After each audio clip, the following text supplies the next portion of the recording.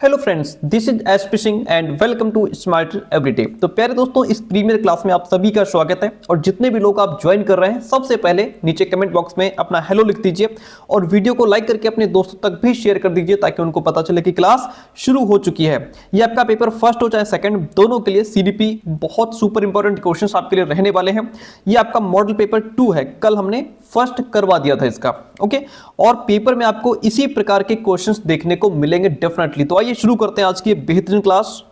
एक से बढ़कर एक क्वेश्चन रहेगा और आप लोग लास्ट में बताएंगे कि इस 30 में से आपके कितने क्वेश्चंस सही हो रहे हैं। एक एक क्वेश्चन को बहुत डीप में समझते हुए चलेंगे, आपको आंसर फाइंड करने का टाइम भी दिया जाएगा। आइए, पहला क्वेश्चन आपके सामने कहता है, विकास एक डैश प्रक्रिया है जिसकी शुरुआत डैश के समय होती है। किसके समय होती है? क्या विकास एक जीवन भर चलने वाली प्रक्रिया है जिसकी शुरुआत गर्भधारण के समय होती है? जीवन भर चलने वाली प्रक्रिया है लेकिन शुरुआत जन्म से होती है। बचपन के दौरान होने वाली प्रक्रिया है जिसकी शुरुआत गर्भधारण के समय होती है। बचपन के दौरान होने वाली प्रक्रिया है, शुरुआत जन्म के समय होती है।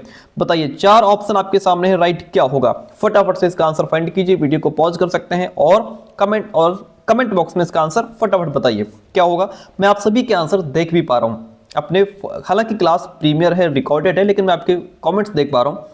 देखिए, कहता है विकास एक कैसी प्रक्रिया है? विकास प्यारे दोस्तों जन्म भर, जीवन भर चलने वाली प्रक्रिया है।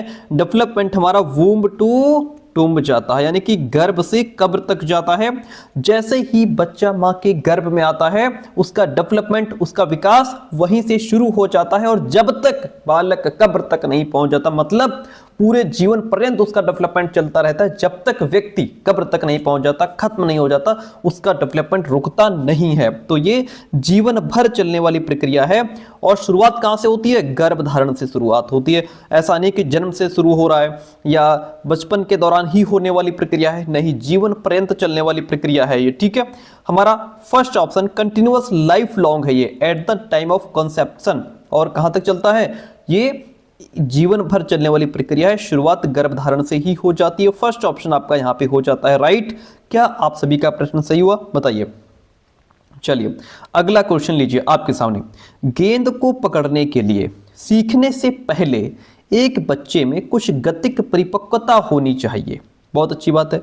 तर्क आर कहता है कि सीखना विकास पर निर्भर है। अब बताइए इसमें से कौन सा ऑप्शन आपका राइट होता है? फटाफट फाइंड आउट कीजिए इसका आंसर क्या हो जाएगा। कमेंट बॉक्स में नीचे लिखिएगा कि आंसर इसका क्या सही है, ओके। देखिएगा, ऐसे ही बड़े बड़े क्वेश्चंस आपको एग्जाम में देखने को मिलेंगे। छोटे क्वेश्चंस, सरल क्वेश्चंस अब पूछने का जमाना चला गया। कठिन क्वेश्चंस, बड़े बड़े क्वेश्चंस, आपको फंसाने वाले क्वेश्चंस पूछे जाते हैं। देखिएगा क्वेश्चन क्या कहता है भाई, गेंद को पकड़ने के लिए, ठीक है, सीखने से पहले कि गेंद कैसे पकड़ी जाती है, ये सीखने से पहले एक बच्चे में कुछ गतिक परिपक्वता, न्यूरोमोटर मैच्योरेशन होनी चाहिए। मतलब क्या होता है सर? मोटर मैच्योरिटी, गतिक परिपक्वता होती क्या है? यानी कि इसका मतलब, ये क्वेश्चन कल भी आया था हमारा, ठीक है, ये नहीं था, इसी से मिलता जुलता था। गतिक परिपक्वता क्या होती है पहले तो इसको समझिए। गतिक परिपक्वता का मतलब होता है बच्चे का शरीर इतना डेवलप हो जाए कि वो चलना, पकड़ना, दौड़ना, छलांग लगाना, बैलेंस बनाना, ये सारी एक्टिविटी कंट्रोल तरीके से कर पाए। यानी कि उसका शरीर इतना सक्षम हो जाए, ठीक है, कि वो सारी गतिविधि कर पाए। उसकी मांसपेशियां, मसल्स इतनी डेवलप हो जाएं, इतनी मजबूत हो जाएं, है ना। तो ये गतिक परिपक्वता आना जरूरी है, तभी तो बच्चा बॉल को पकड़ना सीख पाएगा। दूसरी बात, बॉल को पकड़ने के लिए आपका हाथ और आंख का कोऑर्डिनेशन करना बच्चा सीख जाए। भाई ये मैच्योरिटी कब आती है बच्चे के अंदर? जैसे भाई 6 से 7 महीने का बच्चा है, वो बच्चा बैठना शुरू करता है, फिर 9 से 12 महीने में पहुंचा, धीरे धीरे चलना सीखता है। 2 से 3 साल का हुआ तो दौड़ना, चढ़ना, कूदना शुरू कर देता है। 4 से 6 साल का हुआ तो बढ़िया तरीके से बोल लेता है, पेंसिल पकड़ लेता है, चित्र बना दो रंग भर लेता है, गेंद पकड़ लेता है। तो ये क्या है, धीरे धीरे मैच्योरिटी बच्चे के अंदर आती है। तो गेंद को पकड़ने से पहले, अगर सीखने से पहले बच्चे के अंदर क्या होना चाहिए? गतिक परिपक्वता आनी चाहिए, उसकी मसल्स इतनी मजबूत हो जाए, है ना। तो ये हमारा ऑप्शन बिल्कुल राइट है। सीखना विकास पर डिपेंड करता है जी, बिल्कुल। जैसे जैसे बच्चे का डेवलपमेंट होगा उसी तरीके से उसकी लर्निंग भी हो पाएगी। मतलब बच्चे का फिजिकल और न्यूरोलॉजिकल डेवलपमेंट पहले होगा, तभी वो स्किल सीख पाएगा, है ना। और यहाँ पे आर जो है वो ए को समझा भी रहा है, क्योंकि जब शरीर हमारे बॉडी और हमारा ब्रेन का डेवलपमेंट पूरा होता है, तभी बच्चा गेंद पकड़ने जैसी, चाहे वो फाइन मोटर स्किल हो चाहे ग्रॉस मोटर स्किल हो, इनको सीख सकता है। ऑप्शन हमारा ए राइट हो जाता है यहाँ पे। इतनी बात क्लियर है? वेरी गुड, आगे बढ़ते हैं। तीन नंबर क्वेश्चन लीजिए भाई, आपके सामने है। कहता है समाजीकरण एक डैश प्रक्रिया है जिसमें समाजीकरण की विभिन्न संस्थाओं के आपसी संबंध डैश होते हैं। क्या होते हैं?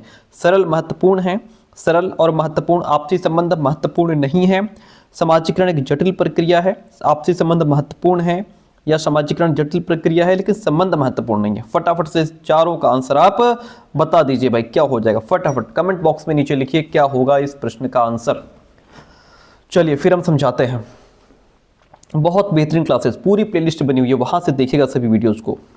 बताइए, आई होप आपने आंसर फाइंड कर लिया होगा। ठीक है, मैं बताता हूं। देखिए, समाजीकरण क्या? सोशलाइजेशन की बात हो रही है। सोशलाइजेशन कैसी प्रक्रिया है? सोशलाइजेशन एक, अच्छा ये होता क्या है? सोशलाइजेशन वो होता है जिसमें बालक क्या सीखता है?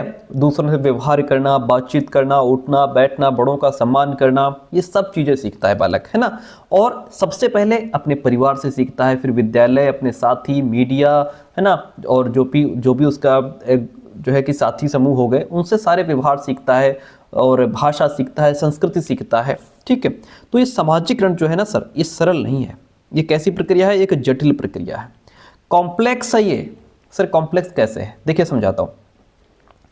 समाजीकरण क्या है कि ये बच्चा परिवार से भी सीख रहा है, विद्यालय से भी सीख रहा है, अपने पीयर्स यानी कि अपने साथियों से भी सीख रहा है, मीडिया से भी सीख रहा है, हर जगह से सीख रहा है। ठीक है, तो ये सभी संस्थाएं, चाहे परिवार हो, विद्यालय हो, साथी हो, मीडिया हो, ये सभी संस्थाएं आपस में जुड़ी हुई हैं, इंटर रिलेटेड हैं। तो हर संस्था बच्चे पर अलग अलग तरीके से प्रभाव डालती है ना। परिवार अपने तरीके से बच्चों को सभ्यता संस्कृति सिखा रहा है, बच्चा विद्यालय पहुंचेगा, वहां डिसिप्लिन सीखेगा, टाइम मैनेजमेंट सीखेगा, है ना, ये सारी चीजें विद्यालय सिखाएगा, उसके साथ ही अलग तरीके से उस पर प्रभाव डालेंगे। मीडिया अलग तरीके का प्रभाव डाल रहा है, ठीक है, जैसे आजकल का मीडिया बच्चों पर किस तरीके से प्रभाव डाल रहा है। तो हर संस्था बच्चे पर अलग अलग तरीके से प्रभाव डालती है, इसलिए ये प्रक्रिया सरल नहीं है सर, जटिल है। कैसे है?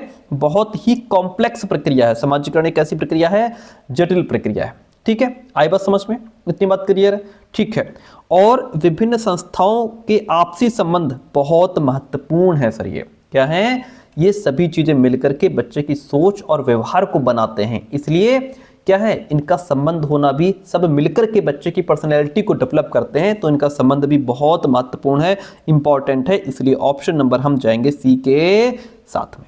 इतनी बात क्लियर है? वेरी गुड, समझाने में कोई कमी नहीं छोड़ूंगा, बस आप क्लास अटेंड करते रहिए, बहुत बेहतरीन समझ करके जाएंगे। आपको सीडीपी में कुछ ना आता हो, हम आपको सिखाएंगे, जीरो से सिखाएंगे। जितना एक्सप्लेन मैं करता हूं, जितना डीप समझाता हूं, शायद ही कोई समझाए। चलिए अगला प्रश्न लीजिए भाई, बहुत बेहतरीन क्वेश्चन। कहता है किस चरण में बच्चे मूर्त समस्याओं को, मूर्त समस्याएं क्या होती हैं पहले तो ये समझो। कॉन्क्रीट ऑपरेशनल्स मतलब मूर्त समस्याएं वो होती हैं जो बच्चे के सामने दिखाई दे रही हैं, जिनको बालक छू सकता है, फील कर सकता है, देख सकता है, वो समस्याएं, ठीक है, जो सामने उपस्थित हैं उसके। ठीक है, मूर्त समस्याओं को तर्कपूर्ण ढंग से सुलझा पाते हैं, परंतु उन्हें निगमनात्मक सोच करने में कठिनाई होती है। कहाँ होती है ये बताओ? किस उम्र की विशेषता है?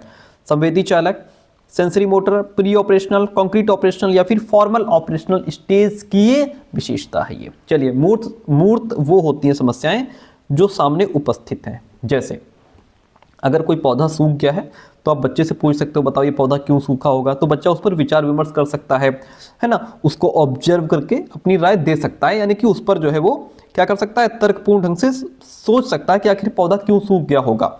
तो जो चीज़ उसके सामने प्रेजेंट है, जो उपस्थित है, वो उसके बारे में सोचता है, इमेजिनेशन करके नहीं सोच पाता है। अभी उसके अंदर निगमनात्मक सोच नहीं आई है, कल्पनाओं में नहीं सोच पाएगा। ये विशेषता कहाँ की है? मूर्त समस्या मतलब मूर्त संक्रियात्मक अवस्था की विशेषता है, कॉन्क्रीट ऑपरेशनल स्टेज की विशेषता है, जहां पे बालक हमारा 7 से 11 साल का है।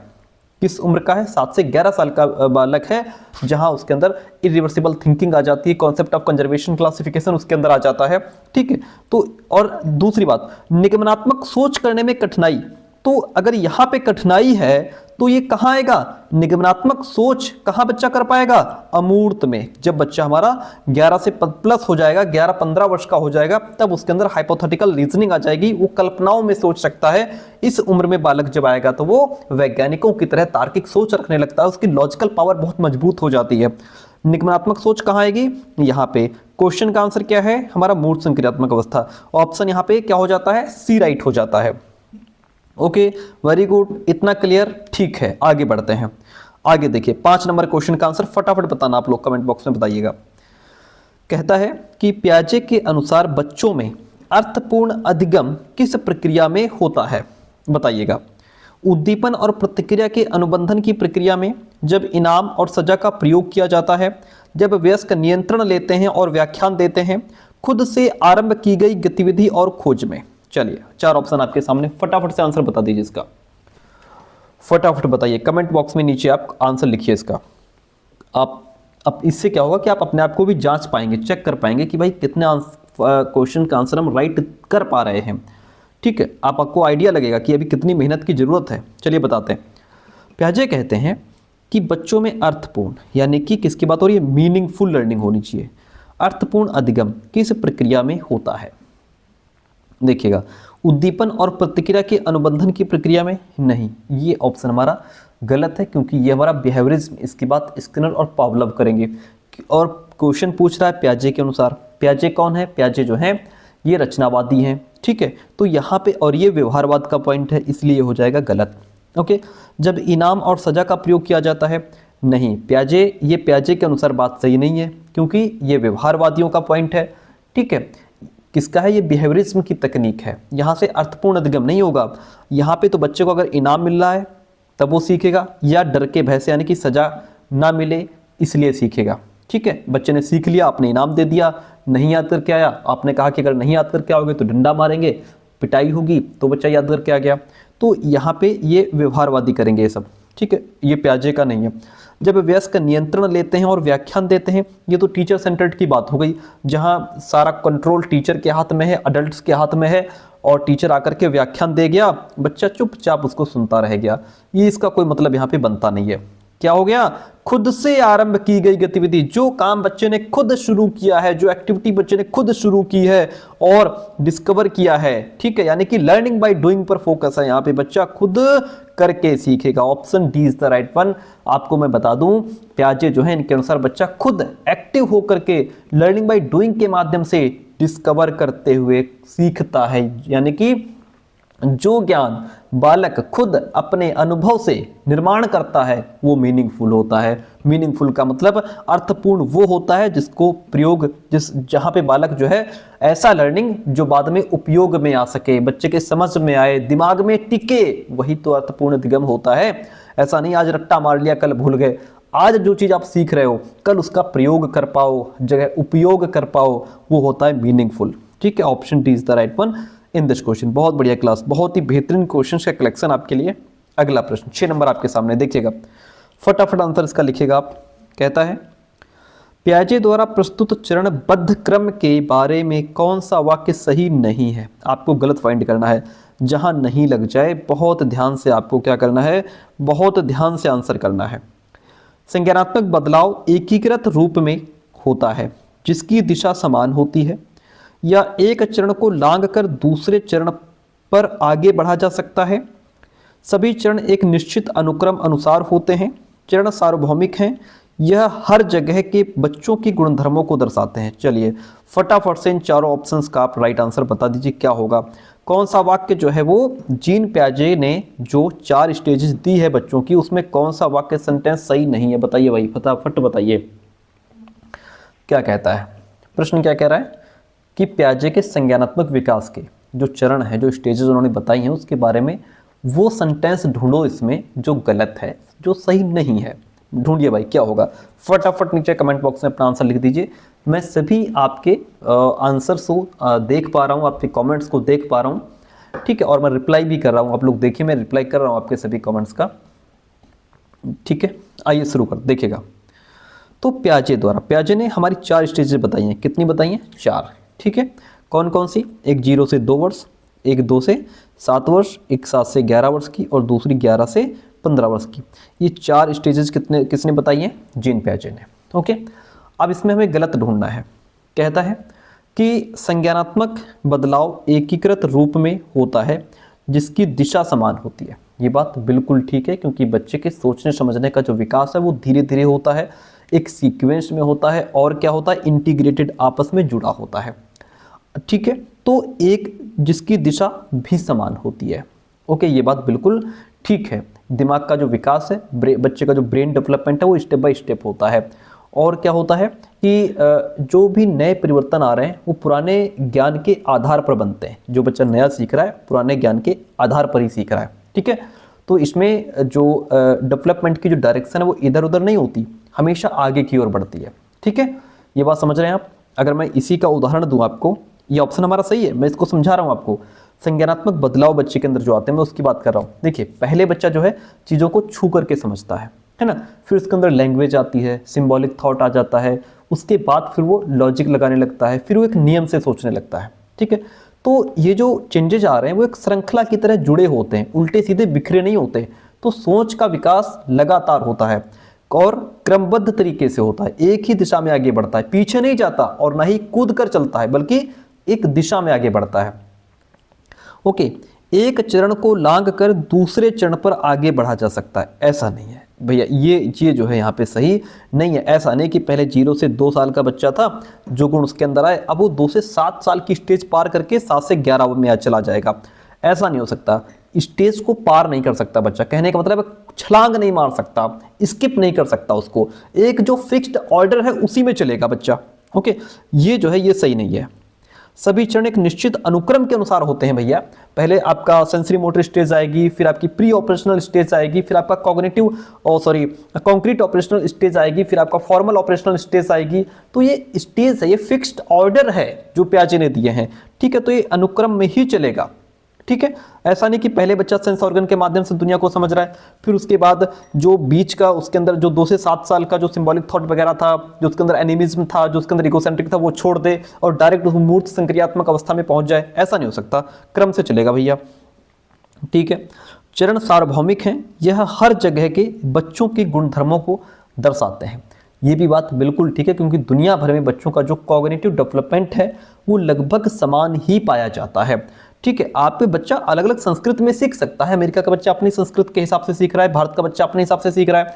ठीक है, दुनिया के किसी कोने का बच्चा वो अपनी सभ्यता संस्कृति के हिसाब से सीख रहा है, लेकिन जो सीखने का एक जो क्रम है ना वो हर जगह समान है, सार्वभौमिक है। ठीक है, भारत का बच्चा भी पहले शुरुआत में चीज़ों को उठा करके, पटक करके, मुंह में रख करके और अपने जो उसके सेंस ऑर्गन उसके माध्यम से समझता है। अमेरिका का बच्चा भी वैसे ही समझता है। और जब बच्चा हमारे यहाँ 2 से 7 साल का होता है, सिंबॉलिक थॉट उसके अंदर आता है, अपनी छोटे से खिलौने को कान में लगाकर हेलो हेलो बोलने लगता है, एक छोटी लकड़ी को तलवार समझ कर चलाने लगता है। अमेरिका का बच्चा भी उसके अंदर भी सिंबॉलिक थॉट यहीं पे आएगा 2 से 7 साल में। ऐसा नहीं कि वहाँ जाकर के 11 से 15 में आएगा, या वहाँ के बच्चों के अंदर जो है कि सिंबॉलिक थॉट 0 से 2 वर्ष में आ जाएगा, ऐसा नहीं है, ऐसा नहीं हो सकता। ये क्या है, चरण सार्वभौमिक हैं और जो बच्चे के अंदर डेवलपमेंट आ रहे हैं वो उसी हिसाब से आएंगे, बाकी सब चीज़ें सेम है। ये वाक्य सही नहीं है। बच्चा चरण को लांघ नहीं सकता सर, क्या नहीं कर सकता, बच्चा चरण को लांघ नहीं सकता, मतलब प्री ऑपरेशनल छोड़ करके सीधे कॉन्क्रीट ऑपरेशनल नहीं जा सकता, हर स्टेज से गुजरना जरूरी है। हमारा ऑप्शन बी राइट हो गया। ठीक है, आई होप आपने बढ़िया समझा होगा इस प्रश्न को। इसी तरीके के क्वेश्चंस आएंगे भैया, ठीक है, और फंस जाओगे, इसीलिए बहुत बढ़िया तरीके से पढ़ो, बहुत डीप पढ़ो और समझ करके पढ़ो कि कहाँ आपको अच्छे क्वेश्चंस मिल रहे हैं, क्योंकि बहुत सारे टीचर्स बहुत सरल क्वेश्चंस पढ़ा रहे हैं, कुछ टीचर्स बहुत अच्छे क्वेश्चंस पढ़ा रहे हैं। तो ये आपको समझना है कि कहाँ आपको बढ़िया क्वेश्चन पढ़ने को मिल रहे हैं, कहाँ एक्सप्लेनेशन आपको अच्छा मिल रहा है, कहाँ आपकी चीज़ें क्लियर हो पा रही हैं। चलिए अगला प्रश्न लीजिए, 7 नंबर क्वेश्चन। इसका आंसर अगर आपने राइट दे दिया तो आपको उचित नाम दिया जाएगा। क्वेश्चन कहता है, कोहलबर्ग के अनुसार नैतिक विकास के पूर्व की बात हो रही है। कहाँ की बात हो रही है? कोहलबर्ग के अनुसार नैतिक विकास के पूर्व पारंपरिक स्तर की क्या विशेषता है? बताओ भैया, पूर्व पारंपरिक स्तर की क्या विशेषता है? फर्स्ट लेवल, फर्स्ट स्टेज की विशेषता पूछ रहा है। कोहलबर्ग की थ्योरी हमने पढ़ाई है, रोज क्लास में समझाते हैं कोहलबर्ग को, एक बार आज भी समझाएंगे, लेकिन पहले आप आंसर बताइए। इस बात पर ध्यान कि सांस्कृतिक कारक और लिंग नैतिक विकास को कैसे प्रभावित करते हैं, या फिर नियमों का पालन या अवज्ञा या बुरे परिणामों से अच्छा या बुरा निर्धारित होता है। व्यक्ति अपने कार्यों के परिणामों पर ध्यान केंद्रित करने की बजाय दूसरों की अपेक्षाओं को बनाए रखने का प्रयास करता है, या फिर स्वयं चुने हुए नैतिक सिद्धांतों का पालन जो सार्वभौमिक है। बताइए, 4 ऑप्शन आपके सामने हैं। इसमें से जो पूर्व पारंपरिक स्तर है यानी कि जो फर्स्ट लेवल है उसकी क्या विशेषता है, बताइएगा भाई, कौन सा ऑप्शन राइट होगा। नीचे कमेंट बॉक्स में अपना आंसर लिखिए फटाफट। चलिए फिर हम बताते हैं। देखिएगा, कोहलबर्ग ने जो है कि आपको पता है 3 लेवल बताए हैं। कोहलबर्ग ने कितने लेवल बताए हैं सर? 3 लेवल और 6 स्टेजेस बताई हैं। कितनी स्टेजेस बताई हैं? कोहलबर्ग ने 3 लेवल और 6 स्टेजेस बताई हैं। अब ये पूछ रहा है हमारा पूर्व पारंपरिक स्तर, फर्स्ट लेवल की बात कर रहा है, ठीक है। तो यहाँ पे बालक जो है जो विशेषता है वो ये तो नहीं होगा। ये क्यों नहीं होगा? क्योंकि इस बात पर ध्यान की सांस्कृतिक कारक और लिंग नैतिक विकास को कैसे प्रभावित करते हैं इसकी बात कोहलबर्ग नहीं करते, यानी ये कोहलबर्ग द्वारा दिया गया सिद्धांत है ही नहीं। ये विचार कैरल गिलिगन का है, जिन्होंने कोहलबर्ग के सिद्धांत पर सवाल उठाए थे, कोहलबर्ग की आलोचना की थी, उनका पॉइंट है ये। आपको डराने धमकाने के लिए यहाँ दे दिया गया है। नियमों का पालन या अवज्ञा या बुरे परिणामों से अच्छा या बुरा निर्धारित होता है। ये विशेषता है हमारी पूर्व पारंपरिक स्तर की। फर्स्ट लेवल, फर्स्ट स्टेज की बात कहाँ हो रही है सर? इसमें हो रही है फर्स्ट लेवल, फर्स्ट स्टेज की बात। वाक्य क्या कह रहा है? सेंटेंस क्या कह रहा है यहाँ पे कि बच्चा ये सोचकर तय करता है कि क्या सही है और क्या गलत, कि नियम अगर कोई बात मानने पर इनाम मिल रहा है तो वो काम अच्छा है, प्रशंसा मिल रही है वो काम बढ़िया है, ठीक है। और अगर कोई नियम तोड़ने पर सजा मिल रही है या उसका रिजल्ट अच्छा नहीं मिल रहा है, डांट पड़ रही है, पिटाई हो रही है, तो इसका मतलब वो गलत काम है। मतलब बच्चा मोरलिटी को सजा या इनाम से जोड़ करके समझता है, ठीक है। अगर इनाम मिल रहा है मतलब काम बढ़िया है, सजा मिल रही है काम खराब है। यहाँ पे खुद सोच विचार करके डिसीजन नहीं ले रहा, नैतिकता यहाँ पे खुद सोच विचार करके नहीं दिखा रहा, सजा और इनाम से जोड़ करके समझ रहा है, ठीक है। मान लीजिए यहाँ पे मैं विशेषता बता रहा हूँ। मान लीजिए अगर बच्चा खिलौना चुराए, पकड़ा गया, डांट पड़ी, तो बच्चा कहेगा बेटा बहुत बुरा काम है, बहुत मार पड़ी है, यानी कि चोरी करना बुरी बात है। क्यों? क्योंकि सजा मिली है, उसने क्या देखा? सजा मिली है। अगर बच्चे ने खिलौना चुराया, पकड़ा ना जाए, ठीक है, तो उसे क्या आएगा? मजा आएगा, अरे बढ़िया फिल्म, खिलौना मार दिया देखो। तो वो सोच सकता है कि चोरी गलत नहीं है, क्योंकि ना तो पकड़ा गया ना डांट पड़ी, तो यहाँ पे क्या समझ लेगा कि चोरी बढ़िया काम है। यानी अच्छा बुरा का फैसला नतीजों से बच्चा यहाँ पे करता है, नैतिकता समझ उसके अंदर नहीं होती, ठीक है। तो ये हमारा इसकी विशेषता हो जाएगी। इतनी बात क्लियर है? तो बच्चा किस आधार पर सही गलत तय करता है? इनाम मिले तो सही, सजा मिले तो गलत। चलिए सी ऑप्शन देखिए, व्यक्ति अपने कार्यों के परिणामों पर ध्यान केंद्रित करने की बजाय दूसरों की अपेक्षाओं को बनाए रखने का प्रयास करता है। ये कहाँ की बात हो रही है, कोई बताएगा? ये हो रही है सेकंड लेवल थर्ड स्टेज की बात। सेकंड लेवल थर्ड स्टेज की बात हो रही है सर इसमें। ये हमारा सेकंड लेवल थर्ड स्टेज की बात हो रही है। यहाँ पे बालक गुड गर्ल गुड बॉय बनना चाहता है, समाज की लोगों की नज़रों में अच्छा बनना चाहता है, समाज की अपेक्षाओं पर खरा उतरने का प्रयास करता है कि लोग मुझे अच्छा कहें, मैं सबकी नज़रों में गुड गर्ल बनूँ, गुड बॉय बनूँ, वो यहाँ पे चाहता है बालक, ठीक है। तो यहाँ जो बालक है, ठीक है, इतनी बात क्लियर हो गई? ओके, स्वयं चुने हुए नैतिक सिद्धांतों का पालन जो सार्वभौमिक है, ये कहाँ की विशेषता है, कोई बता सकता है? ये हमारा थर्ड लेवल सिक्स्थ स्टेज है, ये बिल्कुल लास्ट की बात हो रही है। ये हमारा थर्ड लेवल सिक्स्थ स्टेज की बात हो रही है सर इसमें, ठीक है। यहाँ व्यक्ति भीड़ के साथ नहीं चलता, सत्य और न्याय के साथ चलता है, जैसे गांधी जी, जिन्होंने नियम और कानून से ऊपर मानवता को चुना, सत्य को चुना, ठीक है। यहाँ बालक सत्य और न्याय को ही सर्वोच्च मानता है, चाहे फिर उसे अकेले ही लड़ाई क्यों ना लड़नी पड़े, ठीक है। यहाँ पे ह्यूमन राइट्स को ऊपर रखता है, नियम कानून को ऊपर रखता है, ठीक है। तो यहाँ बालक जो है अपने अंतरात्मा से सोचता है। ऑप्शन अकॉर्डिंग टू द प्रश्न ऑप्शन हमारा बी ही सही था, बाकी हमने आपको समझा दिए। इतनी बात क्लियर है? वेरी गुड, बहुत बढ़िया। आगे बढ़ते हैं। मैं इसीलिए इसी तरीके से क्वेश्चन पूछे जाएंगे, आपको फंसाया जाएगा, आप फंस जाएंगे। आगे बढ़ते हैं, अगला प्रश्न लीजिए भाई। बहुत बढ़िया क्वेश्चन। अच्छा, मैं आपको बता दूं कि हम लाइव क्लास हमने 2 दिन करवाई है, लेकिन लाइव क्लास में थोड़ा वीडियो क्वालिटी डाउन हो रही है। ओके, कुछ समस्याएं हैं, इशू हैं, इसलिए हमने डिसाइड किया है कि आपको प्रीमियर क्लास ही मिलेगी, रोज़ मिलेगी, ठीक है। और आप इसी तरीके से अपना जो भी आप इसको अटेंड करते रहें, बहुत बढ़िया गारंटी देता हूं कि आपका CTP में 30 आउट ऑफ 30 एंड पूरे कंप्लीट सीटेट में 130 प्लस का स्कोर हो जाएगा अगर आप सारी वीडियोस को देख लेते हो तो। आइए अगला प्रश्न लीजिए भाई, बहुत प्यारा सा क्वेश्चन है। कहता है लेवागोत्स्की के अनुसार बच्चों की संज्ञानात्मक क्षमता पर, क्या कहता है, लेवागोत्स्की के अनुसार बच्चों की संज्ञानात्मक क्षमता पर अपने से अधिक योग्य व्यक्तियों के साथ अंतःक्रिया का क्या प्रभाव पड़ता है। मतलब अपने से अधिक बच्चों की संज्ञानात्मक क्षमता पर जो अपने से अधिक योग्य व्यक्ति हैं उनके साथ अगर बच्चा रह रहा है तो उनकी संज्ञानात्मक क्षमता पर क्या प्रभाव पड़ेगा।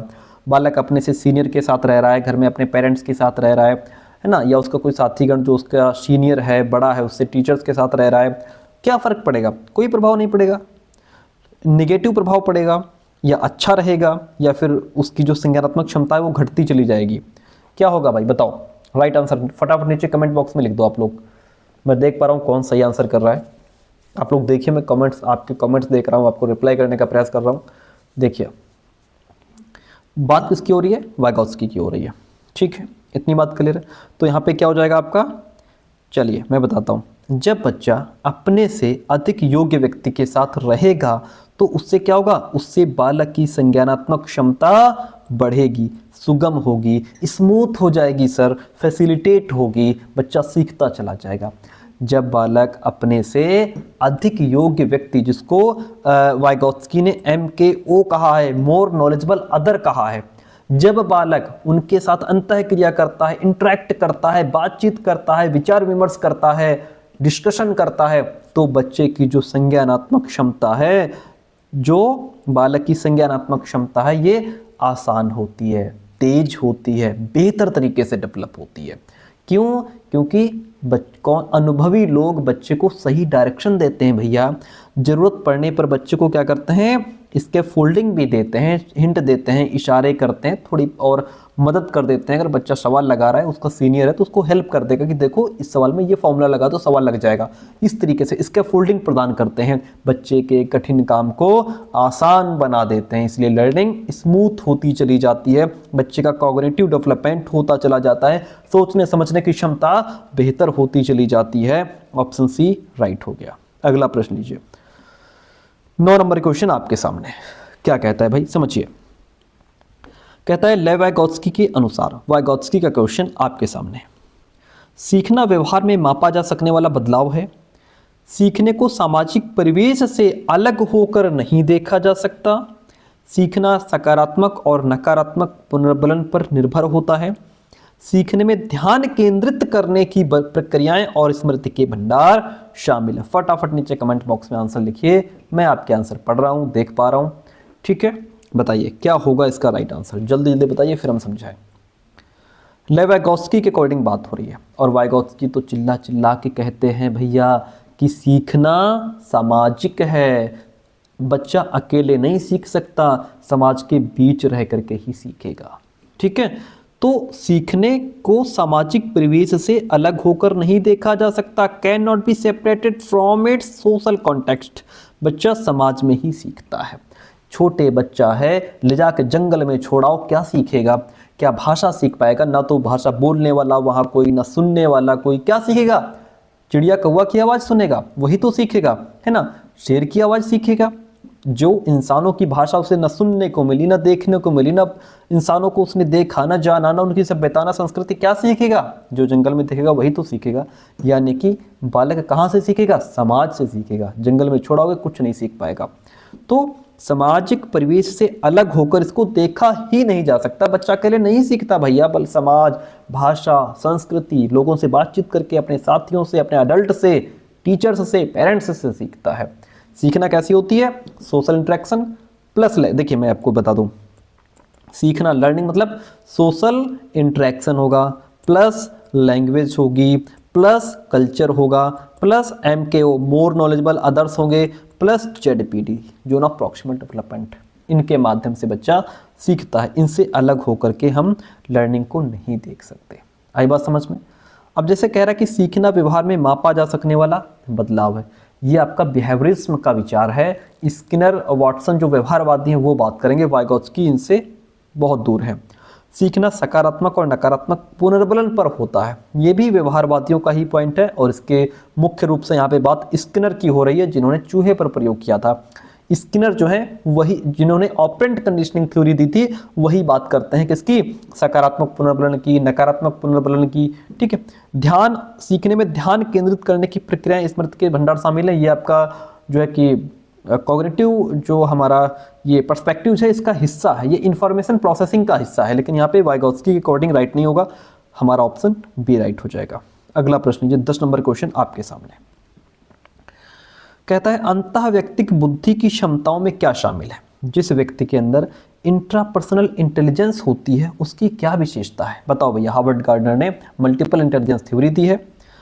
चित्रों में सोचने की क्षमता, सटीक और अमूर्त रूप से कल्पना करने की क्षमता, अपनी भावनाओं से अवगत होना और अपनी क्षमताओं को पहचानना, सुर, लय, ताल, माधुर्य के प्रति संवेदनशीलता, विशिष्ट ताल, स्वर और लय के बीच अंतर करने की क्षमता जिसे पहचानने में अन्य चूक सकते हैं। बताओ क्या होगा राइट आंसर? इंट्रापर्सनल इंटेलिजेंस की विशेषता आपको यहाँ पे बतानी है, फटाफट बता दीजिए क्या होगा। कमेंट बॉक्स में नीचे अपना आंसर लिखिए जल्दी जल्दी। देखिए इंट्रापर्सनल इंटेलिजेंस है, इंटर नहीं है, इंट्रा है, ये ध्यान रखिएगा। तो इंट्रा पर्सनल इंटेलिजेंस की विशेषता क्या होगी? चित्रों में सोचने की क्षमता, सटीक और अमूर्त रूप से कल्पना करने की क्षमता। नहीं, ये नहीं होगा सर। क्यों? क्योंकि चित्रों में सोचने की क्षमता किसके अंदर होती है? जो लोग जिसके अंदर स्पेशियल इंटेलिजेंस पाई जाती है, जैसे आपके आर्किटेक्ट हो गए। ठीक है, ये किसी भी बिल्डिंग को बनाने से पहले उसका चित्र कहाँ बना लेते हैं? अपने दिमाग में बना लेते हैं कि ये बिल्डिंग ऐसे बनेगी, इस बिल्डिंग का यहाँ पे एक किचन यहाँ होगा, वॉशरूम इधर होगा, गेस्ट रूम इधर होगा, है ना। वो पहले अपने दिमाग में बना लेते हैं, फिर उसको कागज़ पे वास्तविक रूप देते हैं, फिर वो ज़मीन पे बनाई जाती है। तो ये क्या है, पहले दिमाग में बना लेते हैं। कौन? स्पेशियल इंटेलिजेंस वाले। ठीक है, तो अमूर्त रूप से कल्पना करने की क्षमता स्पेशियल इंटेलिजेंस में आएगी। यहाँ पे ये हो जाएगा गलत। अपनी भावनाओं से अवगत होना, बहुत बढ़िया, ये है हमारा राइट आंसर। जहाँ व्यक्ति अपनी भावनाओं से अवगत होता है, अपनी क्षमता को पहचानता है, अपनी शक्ति को पहचानता है, अपनी कमजोरी को पहचानता है। ठीक है, यानी कि इसको कहते हैं awareness of one's feeling and knowing one's capabilities, यानी कि सेल्फ अवेयरनेस, खुद के बारे में समझ, मुझे क्या पसंद है क्या नहीं पसंद है, और अपनी भावनाओं को बालक पहचानता है। अभी मैं खुश हूँ कि दुखी हूँ कि गुस्से में हूँ, क्यों हूँ, है ना। आदमी कई बार समझ ही नहीं पाता, यार ऐसा मैं क्यों हूँ, पता नहीं मैं खुश हूँ कि दुखी हूँ, क्या है ना। जहाँ बच्चा आत्मचिंतन कर पाता है ना, और अपनी स्ट्रेंथ अपनी वीकनेस को पहचान पाता है, मैं किन चीज़ों में अच्छा हूँ, मुझे कहाँ सुधार की ज़रूरत है, तो ऐसे बच्चे खुद को गहराई से समझते हैं, अपने अंदर से मोटिवेट होते हैं। ये होती इंट्रापर्सनल इंटेलिजेंस, अपनी भावनाओं को पहचानना, अपनी क्षमता को पहचानना। ठीक है, सुर, लय, ताल की समझ किसमें होगी? म्यूजिकल इंटेलिजेंस वाले में। विशिष्ट ताल, स्वर और लय के बीच अंतर कौन कर पाएगा? म्यूजिकल इंटेलिजेंस वाला। ठीक है, जिसके अंदर संगीतिक बुद्धि अच्छी होगी। इतनी बात क्लियर है? बहुत बढ़िया, आगे बढ़ते हैं। अगला प्रश्न लीजिए, बहुत बढ़िया क्वेश्चन। अगला प्रश्न आपके सामने क्या कहता है क्वेश्चन, देखिएगा। एक शहर को डिजाइन करने वाले वास्तुकार, किसकी बात हो रही है सर? आर्किटेक्ट की। और एक जटिल चित्र पर काम करने वाले कलाकार में कौन सी बुद्धि अधिक होने की संभावना है? अभी पीछे हमने चिल्ला चिल्ला के बताया है, बताइए। स्पेशल इंटेलिजेंस, लिंग्विस्टिक, म्यूजिकल या इंट्रापर्सनल, कौन सा होगा आपका इसमें से राइट आंसर? जल्दी जल्दी बता दीजिए। तो इसमें होगा आपका राइट आंसर क्या होगा? शहर को डिज़ाइन करने वाले वास्तुकार, आर्किटेक्ट जो होते हैं, वो जो डिज़ाइन करते हैं बिल्डिंग को, पहले अपने दिमाग में चित्र बना लेते हैं, फिर उसको वास्तविक रूप देते हैं। उनके अंदर होती है स्पेशियल इंटेलिजेंस। कौन सी? स्थानिक बुद्धि इनके अंदर बहुत अच्छी होती है। ठीक है, ये किसी भी शेप को, डिज़ाइन को, या जो पायलट होते हैं उनके अंदर होती है, वो किसी भी दिशा को और दूरी को बहुत अच्छे समझ लेते हैं। विजुअल इमेजिनेशन पावर उनकी बहुत अच्छी होती है ना, दिमाग में चित्र बना करके उसे वास्तविक रूप देने की क्षमता इनके अंदर होती है। तो स्पेशल इंटेलिजेंस वाले जो होते हैं, ये माइंड में चित्र बना लेते हैं, उसे घुमा के देख लेते हैं। और अगर जैसे ऐसे व्यक्ति ये भी देख लेते हैं कि इस कमरे में ये चीज़ रखी है, अगर मुझे चेंज करना हो, ये टेबल उस कोने में ले जाके रखूँ तो कैसी लगेगी, पहले दिमाग में चित्र बना के देख लेते हैं भैया। ठीक है, वो होती है स्पेशियल इंटेलिजेंस की विशेषता। यहाँ पे क्वेश्चन ऑप्शन हमारा ए यहाँ पे हो गया राइट। लिंग्विस्टिक इंटेलिजेंस, जैसे आपके कवि हो गए, इनको भाषा का बहुत अच्छी पकड़ होती है। म्यूजिकल वाले सुर लय ताल की अच्छी समझ होती है। इंट्रापर्सनल वाले अपनी भावनाओं अपने विचारों को यानी कि खुद को समझने की क्षमता होती है। ओके, प्रश्न हमारा जो ऑप्शन था वो ए राइट हो गया। अब हम बढ़ते हैं नेक्स्ट प्रश्न की तरफ। अगला प्रश्न आपके सामने आ गया, देखिएगा क्या कहता है क्वेश्चन। एक प्रगतिशील कक्षा में पाठचर्या किस प्रकार की होती है? प्रगतिशील कक्षा की बात हो रही है सर, प्रोग्रेसिव क्लासरूम की हो रही है, ध्यान से आंसर करिएगा।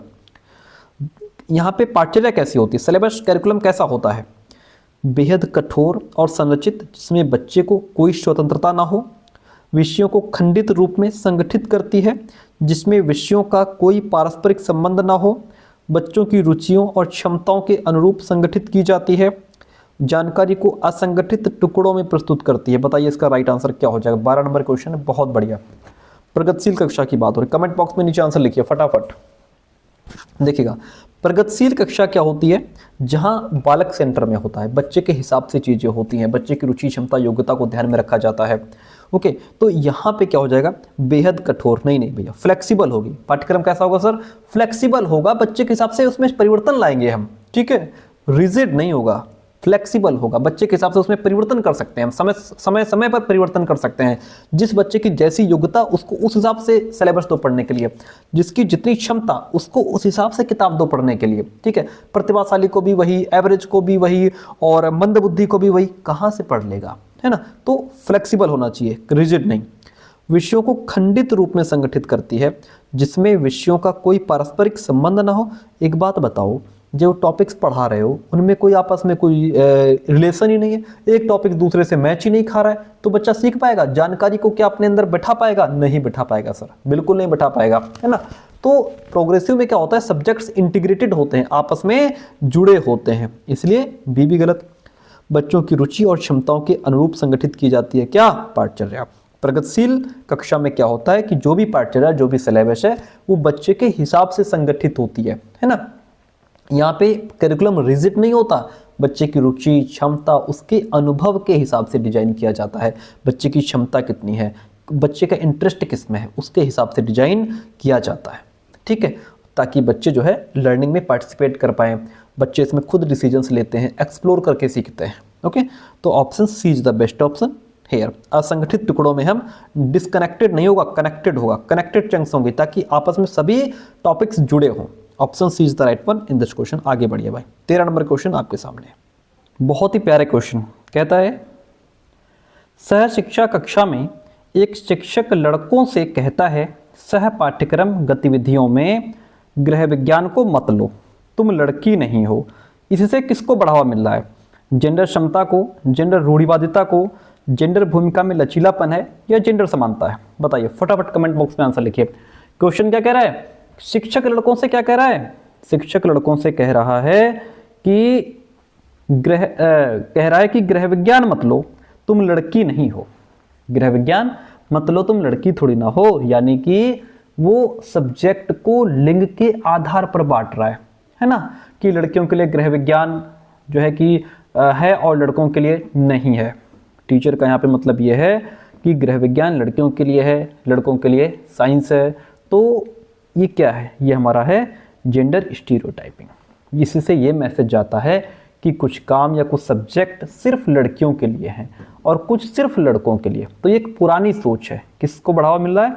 स्टीरियोटाइपिंग को यहाँ पे बढ़ावा मिल रहा है, ठीक है। तो जेंडर स्टीरियोटाइप हमारा हो जाएगा राइट आंसर भाई। अब जैसे पहला ऑप्शन है जेंडर इक्विटी, हमने कई बार आपको समझाया है। समता मतलब कि जहां हम किसी की जरूरत को भी ध्यान में रखा जाता है, जहां व्यक्ति की जरूरत को ध्यान में रखा जाता है। जैसे समानता का मतलब ये होगा कि सबको बराबर कर दिया आपने, ठीक है। अब समता का मतलब कि आपने बराबर तो किया, लेकिन साथ में उसकी जरूरत को भी ध्यान में रखा। ओके, जहां जरूरत हो वहां उसको एक्स्ट्रा सपोर्ट आप दे रहे हैं, ठीक है। तो अगर कभी किसी को आगे बढ़ने के लिए ज्यादा हेल्प चाहिए होती है तो उसे आप एक्स्ट्रा सपोर्ट देते हैं, ये होती है जेंडर इक्विटी। अब जैसे क्लास में आपने क्या किया कि आपने बुक्स बांट दी, ठीक है। 40 बच्चे हैं, सबको बुक्स बांट दी आपने 40 को, चाहे लड़का हो लड़की हो कोई भी हो, सबको बुक्स बांट दी, ये होगी समानता। लेकिन जिसको कम दिखाई देता है उसको उभरे हुए अक्षर वाली किताब देना, बड़े बड़े अक्षर वाली किताब आप दे रहे हैं तो आपने उसकी जरूरत को ध्यान में रखा, वो हो जाएगा जेंडर इक्विटी। तो यहाँ पे गृह विज्ञान मतलब लड़का लड़की नहीं हो, ये जेंडर स्टीरियोटाइप है, ठीक है। जेंडर रोल फ्लेक्सिबिलिटी का मतलब ये होता है कि कोई भी, चाहे लड़का हो या लड़की, कोई भी सब्जेक्ट चुन सकता है, कोई भी सब्जेक्ट पढ़ सकता है, वो होती है फ्लेक्सिबिलिटी। तो यहाँ पे फ्लेक्सिबिलिटी नहीं है। प्रश्न के अकॉर्डिंग ऑप्शन नंबर बी के साथ में हम चले जाएंगे। अगला प्रश्न लीजिए भाई, बहुत बढ़िया। 14 नंबर क्वेश्चन क्या कह रहा है? कहता है एक छात्र की वैचारिक स्पष्टता का आकलन प्रभावी ढंग से किस प्रकार किया जा सकता है। बहुत बढ़िया क्वेश्चन, बहुत ही बेहतरीन क्वेश्चन है। बताइए, छात्र को परिभाषा पढ़ने के लिए कहकर, विद्यार्थी को दैनिक जीवन में अवधारणा के अनुप्रयोग के बारे में सोचने के लिए कहकर, या छात्र को बोर्ड से नकल करने के लिए कहकर, छात्र को दूसरे छात्र की प्रतिक्रिया याद रखने के लिए कहकर। कैसे? एक छात्र की वैचारिक स्पष्टता का आकलन, यानी कि वैचारिक स्पष्टता का मतलब पता है क्या होता है? वैचारिक यानी कि कॉन्सेप्चुअल क्लियरिटी, ठीक। कॉन्सेप्चुअल क्लियरिटी मतलब कि बच्चा सिर्फ याद कर रहा है या वास्तव में समझ भी रहा है। ये कैसे चेक करेंगे आप? बच्चा चीजों को रट रहा है कि समझ रहा है, ये आप कैसे चेक करेंगे ये बताओ। क्वेश्चन पूछ रहा है कि किस तरीके से हम ये सबसे अच्छे और प्रभावी ढंग से पता कर सकते हैं कि बच्चे को कोई सब्जेक्ट वास्तव में समझ आया या नहीं, यानी उसकी कॉन्सेप्चुअल क्लियरिटी का सही मूल्यांकन कैसे करें। बच्चा सिर्फ याद कर रहा है या वास्तव में समझ भी रहा है, ये कैसे चेक करेंगे आप? छात्र को परिभाषा पढ़ने के लिए कहना नहीं, अगर आप परिभाषा पढ़ने के लिए कहेंगे तो हमें क्या पता चलेगा कि इसने रट्टा मारा कि समझा है? नहीं। विद्यार्थी को दैनिक जीवन में अवधारणा के अनुप्रयोग के बारे में सोचने के लिए कहकर, मतलब हम बच्चों से क्या कह सकते हैं? बच्चे से ये कहना कि जो तुमने पढ़ा है उसे डेली लाइफ में कहां और कैसे उपयोग करोगे, इस पर सोच करके बताओ। तो अगर बच्चे ने उस चीज को समझा होगा तब तो उसके बारे में सोच करके बता देगा, रट्टा मारा होगा तो कुछ नहीं बता पाएगा। तो अगर हमें यह देखना हो कि बच्चे की कॉन्सेप्चुअल क्लियरिटी कितनी है, उसने पढ़ा है, रटा है कि समझा है, अगर ये देखना हो तो आप उस बच्चे से ये कह सकते हो कि हमें इसको डेली लाइफ में कहां और कैसे उपयोग होगा ये सोच करके बताओ। ये बेस्ट है, हमें बेस्ट है। नकल करके कुछ नहीं होने वाला। दूसरे छात्र की प्रतिक्रिया याद, कि मतलब जो दूसरा बच्चा कर रहा है वही मेमोराइज करो, ये भी गलत है। बेस्ट ऑप्शन हमारा बी हो जाएगा। हम बढ़ेंगे नेक्स्ट प्रश्न की तरफ। क्या कहता है? समालोचनात्मक चिंतन को प्रोत्साहित करने के लिए एक टीचर को क्या करना चाहिए? समालोचनात्मक चिंतन क्या होता है? क्रिटिकल थिंकिंग, जहां बच्चा गहराई से सोचे, एनालिसिस करे, आंख बंद करके किसी पर विश्वास ना करे। कोई सामने वाला कुछ कह रहा है तो उसके विचार को सुने, फिर उस पर विचार करे, गहराई से सोचे, एनालिसिस करे। तो ये क्या होगा? इसको प्रोत्साहित करने के लिए टीचर को क्या चाहिए? कई दृष्टिकोणों को स्वीकार करे बालक, या चर्चा को हतोत्साहित कर देंगे आप, डिस्करेज करेंगे, असहमत के प्रति असहिष्णु रहें, बी इंटॉलरेंट टू डिसेंट, या अभिसरण सोच पर जोर, कन्वर्जेंट थिंकिंग पर जोर देंगे। बताइए क्या होगा इसका राइट आंसर? फटाफट कमेंट बॉक्स में लिखिए। आया समझ क्वेश्चन क्या कह रहा है कि क्रिटिकल थिंकिंग, समालोचनात्मक चिंतन डेवलप करने के लिए टीचर को क्या करना चाहिए? भाई देखो, कई दृष्टिकोणों को स्वीकार करें। क्या होना चाहिए? Accept multiple perspectives. ये बात बिल्कुल यहाँ पे ठीक है, ठीक है। जिन्होंने राइट ए आंसर किया बहुत बढ़िया, क्योंकि जब बच्चा अलग अलग प्रकार के दृष्टिकोण, मल्टीपल पर्सपेक्टिव्स पर सोचता है, तब उसकी सोच मतलब वो गहराई से सोच रहा है। किसी भी टॉपिक पर, सब्जेक्ट पर, या किसी भी प्रॉब्लम को एक से अधिक तरीके से हल करने के बारे में सोचना कि ये प्रॉब्लम है, इसको मैं ऐसे ऐसे ऐसे हल कर सकता हूं, या एक सवाल को कई तरीके से लगा देना या लगाना, या उसके बारे में सोचना कि ये सवाल कई तरीके से लग सकता है। तो वो होती है हमारी, उससे बच्चे के अंदर क्रिटिकल थिंकिंग डेवलप होती है, ठीक है। आप इस तरीके की अगर हतोत्साहित हम कर नहीं सकते, डिस्करेज नहीं करेंगे। असहमत के प्रति असहिष्णु रहना, इसका मतलब क्या होता है? इसका मतलब होता है अगर कोई छात्र अलग राय दे रहा है तो उसकी बात को एक्सेप्ट ना करना, और ना ही उसे बोलने के लिए, समझाने के लिए मौका देना। यानी टीचर ऐसा हो जो अलग प्रकार का विचार सुनना भी पसंद ना करे, सिर्फ अपनी बात को सही माने, छात्रों को अपनी राय भी रखने ना दे, तो वो होता है असहमत के प्रति असहिष्णु रहना। मतलब बच्चा बोले कि सर ये तरीका मुझे गलत लगता है, दूसरा तरीका भी हो सकता है, टीचर जवाब दे चुप रहो, मेरी बात ही सही है, बहस मत करो, इसे कहते हैं असहमत के प्रति असहिष्णु। ये तो गलत ही हो जाएगा। अभिसरण सोच पर जोर देना नहीं, हम बच्चे की कन्वर्जेंट थिंकिंग पर जोर नहीं देंगे, हम हमेशा बच्चे की डाइवर्जेंट थिंकिंग पर जोर देंगे। इसलिए प्रश्न का आंसर हो जाएगा जहां बच्चा कई दृष्टिकोण को स्वीकार करे। Option A is the right one in this question. आगे बढ़ते हैं, अगला प्रश्न लीजिए क्या कहता है भाई।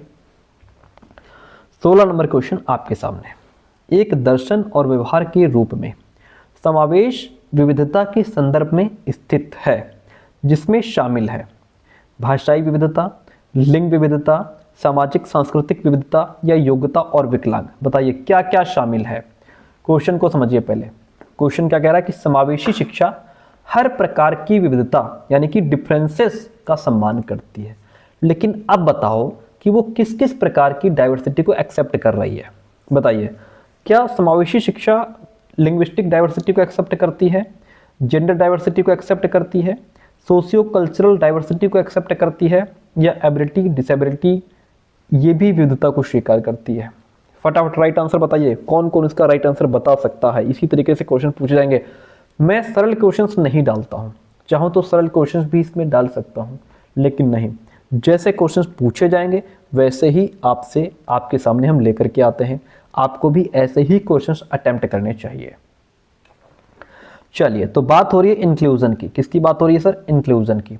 इंक्लूजन का मतलब होता है, समावेश का मतलब होता है हर भिन्नता का सम्मान, चाहे वो भाषा की भिन्नता हो, चाहे वो लिंग की भिन्नता हो, चाहे वो संस्कृति की भिन्नता हो, समाज की भिन्नता हो, विकलांगता हो, योग्यता हो, हर तरीके का बच्चा ले आओ, एक छत के नीचे पढ़ाओ, हम सबको गले लगाते हैं, सबको सम्मान देते हैं। तो यहाँ पे जो समावेशी शिक्षा है वो हर प्रकार की विविधता को शामिल करती है। ए बी सी डी चारों ऑप्शन यहाँ पे राइट हो जाते हैं। जिसका आंसर सही वो बहुत बढ़िया, very good, well done. 17 number question आपके सामने, फटाफट से जो इसका सही आंसर देगा उसको उचित इनाम दिया जाएगा। चलिए कहता है वंचित पृष्ठभूमि के छात्र। ऐसे वंचित पृष्ठभूमि छात्र कौन होते हैं? जिनके पास बेचारे के पास संसाधन कम है, सीखने के अवसर नहीं मिले, आर्थिक रूप से कमजोर हैं, है ना, सामाजिक भेदभाव हुआ, समाज के लोगों ने उनके साथ भेदभाव किया, जिन्हें समाज में वो सम्मान नहीं मिला, प्यार दुलार नहीं मिला, है ना, बराबर का हक नहीं मिला। तो ऐसे पिछड़े बच्चे हैं बेचारे। तो उन ऐसे छात्रों के अनुसार शिक्षण के लिए निम्न में से कौन सी एक प्रभावी शैक्षणिक रणनीति होगी, ये बताओ। कौन सा तरीका उनके लिए बेस्ट रहेगा? सीखने की गतिविधियों को छात्रों के सामाजिक और सांस्कृतिक वातावरण से जोड़ दोगे, बढ़िया होगा। स्थानीय भाषा में अभिव्यक्ति को खारिज कर दोगे, उनके लिए घर पर ट्यूशन लेना अनिवार्य कर दोगे, बार बार अभ्यास के माध्यम से स्कूली ज्ञान को रटवा दोगे। बताओ क्या बेस्ट ऑप्शन रहेगा। तो वंचित पृष्ठभूमि के बच्चे हैं, देखिए रटना तो किसी तरीके से सही नहीं हो सकता, ट्यूशन लेना अनिवार्य हम कर नहीं सकते। अगर ट्यूशन लेना अनिवार्य करोगे तो टीचर यहाँ स्कूल में क्या करने आया है? खाली यहाँ बैठने आया है? नहीं, ये भी हट जाएगा। स्थानीय भाषा में अभिव्यक्ति को खारिज नहीं करेंगे, हम बच्चे की स्थानीय भाषा को प्रोत्साहित करेंगे। बच्चा अपनी स्थानीय भाषा में बोले, समझे, हम भी उसको उसी भाषा में समझाने का प्रयास करेंगे। ठीक है, बेस्ट ऑप्शन बचता है कि सीखने की गतिविधियों को छात्रों के समाज और संस्कृति से जोड़ करके पढ़ाओ। जो भी आप क्लास में पढ़ा रहे हो उसमें बच्चे के समाज की बात करो, उनकी संस्कृति की बात करो, उनके त्यौहार, अगर आप त्यौहार पढ़ा रहे हैं तो उनके त्योहारों की बात करो, ताकि बच्चे को लगे कि हमारी भी यहाँ पे बात हो रही है, हमारे समाज, हमारी सभ्यता संस्कृति की बात हो रही है, हमें भी सम्मान मिल रहा है। बच्चा अपने आप को वहाँ पे जुड़ाव महसूस करेगा, बच्चा आपके साथ इंगेज हो पाएगा, संलग्न हो पाएगा आपके साथ में। जब आप उनकी समाज संस्कृति, उनके वातावरण की बात करोगे, उनके हिसाब की बात करोगे, तब बच्चा आपसे जुड़ाव महसूस करेगा। और इसी तरीके से हमको वहाँ पे सिखाना भी है। Option A is the right one in this question. बहुत बढ़िया भाई, आगे बढ़िए। 18 नंबर क्वेश्चन आपके सामने है। चलिए कहता है डैश के साथ संघर्ष करने वाले छात्रों को अक्सर गणितीय अवधारणाओं और गणना में कठिनाइयों का सामना करना पड़ता है। हलवा क्वेश्चन, बहुत सरल क्वेश्चन है, बता दिए, फटाफट बता दीजिए। जिस बच्चे को डिफिकल्टी हो रही है मैथ्स में, उसको क्या है? डिस्कैलकुलिया है, डिसलेक्सिया है, डिस्ग्राफिया है, ऑटिज्म है। बताइए क्या है, कौन से किस डिसेबिलिटी से ग्रसित है बालक? बालक को यहाँ पे डिस्कैलकुलिया से ग्रसित है बालक। उसको गुणज वैकल्य यानी कि डिस्कैलकुलिया है जहाँ बच्चे को मैथ्स में दिक्कत है, रीजनिंग में दिक्कत है, ठीक है, नंबर्स को नहीं समझ पाता, एडिशन सब्ट्रैक्शन नहीं कर पाता, भिन्न सवाल नहीं लगा पाता, समझ नहीं पाता, मतलब डिस्कैलकुलिया से ग्रसित है बच्चा। डिसलेक्सिया वाला जो बच्चा होता है वो लिखा हुआ नहीं समझ पाता, अक्सर शब्दों एम में हो गया, एन में दिक्कत होती है, पी क्यू में वो नहीं जल्दी डिफरेंस कर पाता, शॉ को वाज पढ़ देता है, वाज को शॉ पढ़ देता है, गॉड को डॉग पढ़ देगा, डॉग को गॉड पढ़ देगा। ये सारी समस्याएं डिसलेक्सिया की होती हैं। डिस्ग्राफिया वाले को लिखने में दिक्कत होती है। ऑटिज्म वाला जो होता है ESD, ऑटिज्म स्पेक्ट्रम डिसऑर्डर वाला बच्चे को संप्रेषण में दिक्कत होती है, यानी कि बातचीत करने में दिक्कत होती है, लोगों से आई टू आई कॉन्टैक्ट करने में दिक्कत होती है। एंड और क्या क्या इसकी विशेषताएं बताएं, बहुत सारी हैं। जैसे इनके डेली रूटीन में अगर कोई बदलाव कर दो तो ये असहज महसूस करने लगते हैं। तो ये सारी समस्याएं ऑटिज्म स्पेक्ट्रम डिसऑर्डर की होती हैं। हालांकि प्रश्न के अकॉर्डिंग ऑप्शन हमारा ए राइट हो गया। बहुत बढ़िया भाई, आगे बढ़िया। अगला प्रश्न 19 नंबर क्वेश्चन का आंसर आपको बताना है। देखते हैं कितने बच्चे इसका सही आंसर कर पाएंगे। दृष्टि की सहायता के लिए एक सहायक तकनीकी क्या है? कौन सी चीज़ है जो बच्चे को देखने में हेल्प करेगी? बड़े मुद्रण वाली वर्कशीट, लार्ज प्रिंट वर्कशीट, वाक चालित कंप्यूटर, कैलकुलेटर या मैग्नीफाइंग ग्लास? कौन सी चीज़ है? आवर्धक लेंस कौन सी चीज़ है जो बच्चे को हेल्प करेगी भाई देखने में? बताइए फटाफट कमेंट बॉक्स में अपना आंसर लिख दीजिए। तो असिस्टिव टेक्नोलॉजी है। देखिए बड़े लार्ज प्रिंट वर्कशीट, ये ठीक तो है कि लार्ज प्रिंट वर्कशीट जो है बच्चे को हेल्प करेगी, लेकिन दृष्टि की साथ असिस्ट नहीं है। ये एक मटेरियल है। ये क्या हो जाएगा? एक मटेरियल तो है लेकिन ये असिस्टिव नहीं है, ये हेल्प नहीं करेगा बच्चे को, मतलब उसके साथ सहायक तकनीक नहीं है ये, इसलिए हट जाएगा। वाक चालित वॉइस एक्टिवेटेड कंप्यूटर जो होगा ये बच्चे को जो बोलने वाला है उसमें हेल्प करेगा। कैलकुलेटर का यूज होगा नहीं। सबसे बढ़िया ऑप्शन हमारा है आवर्धक लेंस। आवर्धक लेंस जो है ये जो दृष्टिबाधित विद्यार्थी होते हैं उनके लिए जो भी वर्ड्स हैं, जो अक्षर हैं, जो भी चित्र हैं, जो भी वस्तुएं हैं उनको बड़ा दिखाने में हेल्प करता है। बच्चे को थोड़ा बड़ा बड़ा दिखता है इससे, है ना, यानी सीधे विजन को सपोर्ट करता है। ये किसको? विजन को सपोर्ट करता है। ऑप्शन डी राइट हो जाएगा। बहुत बढ़िया। आज का 20 नंबर क्वेश्चन आपके सामने कहता है, प्रश्न कहता है रचनात्मक बच्चों की विशिष्ट पहचान क्या होती है? जो बच्चे क्रिएटिव होते हैं उनकी क्या पहचान होती है? विचारों का लचीलापन, प्रवाह और मौलिकता होती है उनके अंदर। उच्च बौद्धिक, सामाजिक और भावनात्मक परिपक्वता होती है। सरल कार्य और कम जोखिम लेने वाले कार्य के लिए वरीयता देते हैं। अभिसारी सोच और सोच में स्थिरता होती है। फटाफट बता दीजिए राइट आंसर क्या होगा। कमेंट बॉक्स में लिखिएगा राइट आंसर, जिसको जिसको इसका आंसर आता है बताइए। ठीक है, जल्दी से बता दीजिए। तो क्रिएटिव बच्चे की पहचान होती है।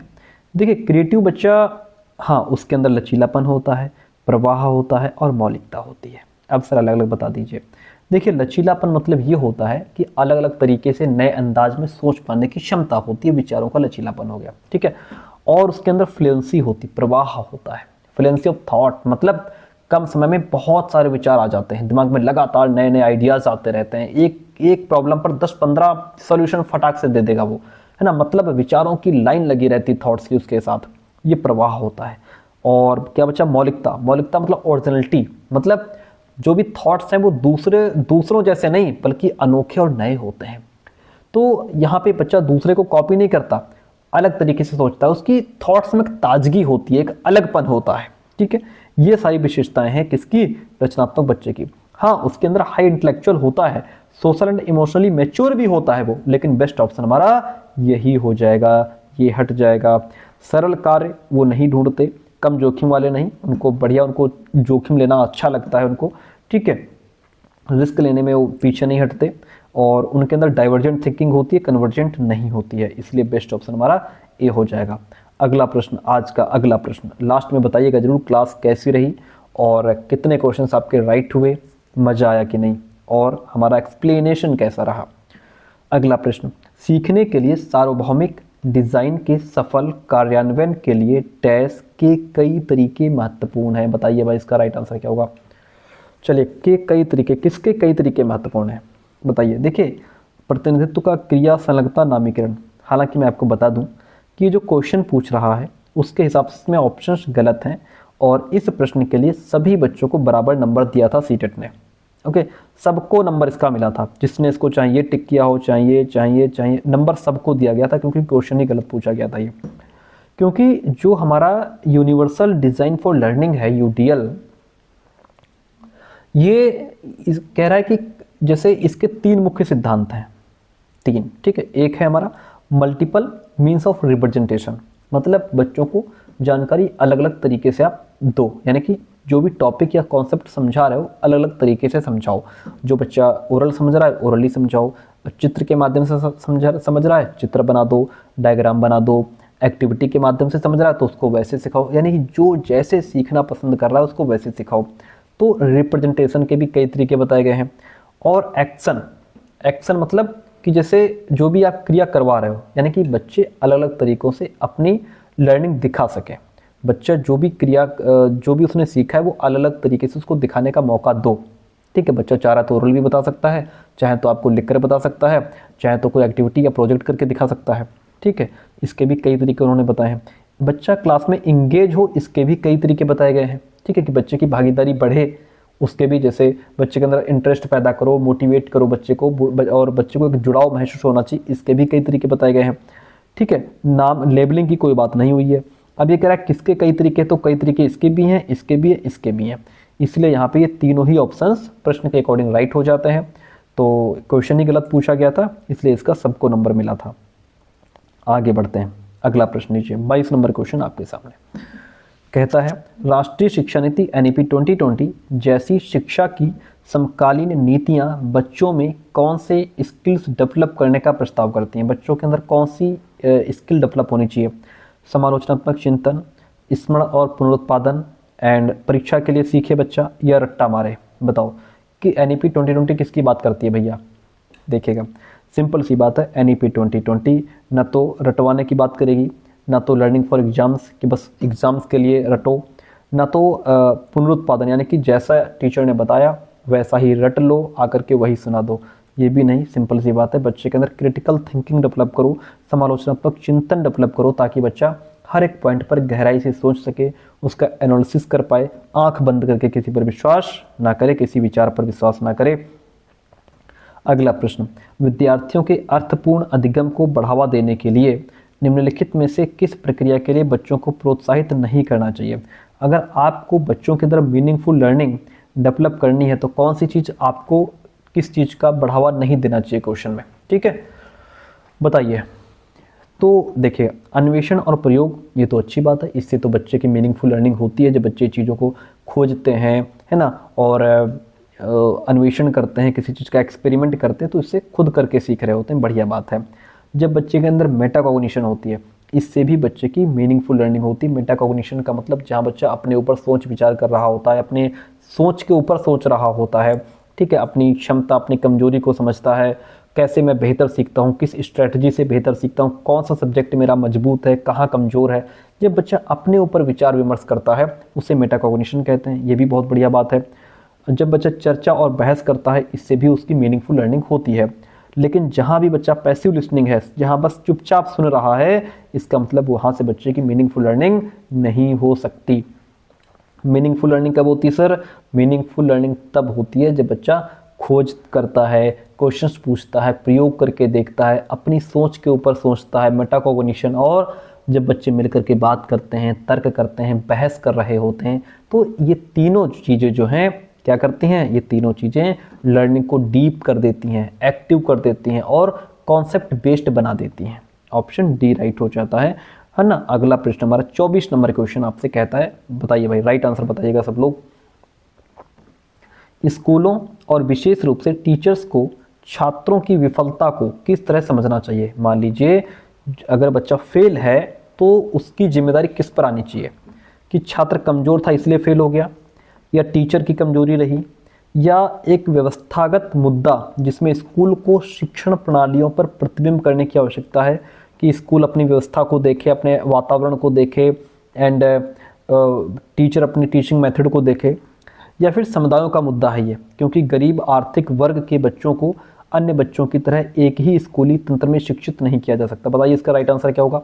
देखिए अगर बच्चा फेल हो रहा है तो इसका मतलब हमारा सिस्टम फेल है। ऐसा नहीं कि बच्चे पर हम जो है कि डाल देंगे कि बच्चा ही फेल हो गया या टीचर कमज़ोर है, नहीं, सिंपल सी बात है, हमें अपना सिस्टम यानी कि हमें अपने सिस्टम पर नज़र डालने की ज़रूरत है। अगर बच्चा फेल हो रहा है हमें अपने सिस्टम को देखना है कि आखिर बच्चा क्यों फेल हो रहा है, ठीक है, मतलब बच्चा फेल तो आपका सिस्टम फेल, ठीक है। तो फेल का कारण किसे माना जाए, किसकी गलती है ये, आपके स्कूल के सिस्टम की गलती है। कहीं ना कहीं आपको अब नज़र डालनी है अपने वातावरण की, अपने स्कूल की वातावरण की। टीचर को अपनी टीचिंग मेथड्स पर ध्यान देना है, कहीं मैं गलत तरीके से तो नहीं पढ़ा रहा हूँ, है ना, टीचिंग टेक्निक पर ध्यान देना चाहिए। तो इन सब चीज़ों को देखना चाहिए, ना कि ऐसा नहीं कि कोई समुदाय का मुद्दा है ये, गरीब आर्थिक बच्चे सीख नहीं पाते, समझ नहीं पाते, ऐसा भी नहीं है। सिंपल सी बात है, बच्चा फेल तो आपका सिस्टम फेल। अगला प्रश्न लीजिए, कहता है बच्चे सहज सिद्धांत या वैकल्पिक अवधारणाएं बनाते हैं, क्यों बनाते हैं वो, क्योंकि उनकी सोच बड़ों से काफ़ी नीच होती है, कोरी पट्टी हैं बच्चे, वे सोच वाले प्राणी हैं जो दुनिया के साथ बातचीत करके ज्ञान का निर्माण कर रहे हैं, या उनकी सोच अतार्किक और अतर्कहीन होती है। बताइए भाई क्या हो जाएगा। क्वेश्चन पूछ रहा है बच्चे अपनी जो अलग धारणाएं बनाते हैं, अल्टरनेटिव कॉन्सेप्शंस या अपने तरीके के सिद्धांत, वो क्यों बना लेते हैं, क्यों बना लेते हैं भाई, उनकी सोच काफ़ी नीच होती है। नहीं नहीं नहीं भाई, प्याजे कहते हैं कि बच्चे बड़ों से कम या ज़्यादा नहीं सोचते, गुणात्मक रूप से अलग होते हैं, यानी कि सोचने का तरीका अलग होता है, कम या ज़्यादा नहीं सोचते बच्चे। वे कोरी स्लेट हैं, ये भी नहीं माना जाएगा यहाँ पे, ये भी पुराना है और इसको गलत हो जाएगा।